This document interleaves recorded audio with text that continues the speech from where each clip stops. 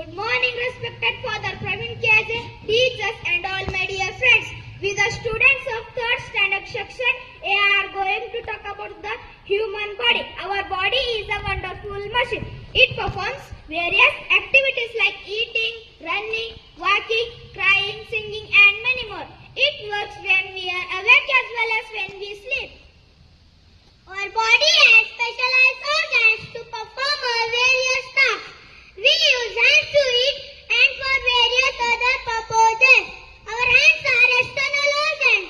The organs which are visible to us are called external organs like legs, mouth, ears, nose, etc. Similarly, the organs present inside our body which are not visible to us are called internal organs. Brain, heart, lungs, kidneys, stomach, liver are some internal organs of our body. Every internal organ performs a specialized function. They also work in coordination of other internal organs. Let's find out the function of internal organ of our body. Brain. The brain is one of the most important and delicate organ of our body. It helps us to think. It also directs all other organs and keep control on their working.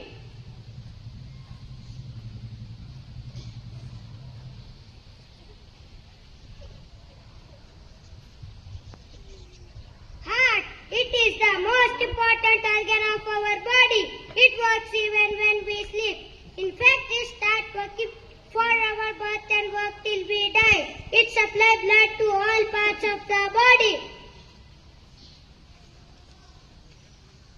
Lungs. There are two lungs present in our body. They help in inhaling oxygen and exhaling carbon dioxide from our body. Stomach. This internal organ helps in digestion of our food. All the food first goes into the stomach for digestion.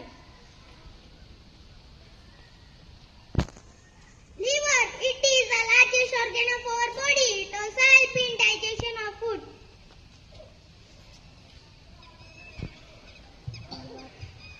Kidneys. There are two kidneys present in our body. Their main function is to filter and remove the waste material from our body.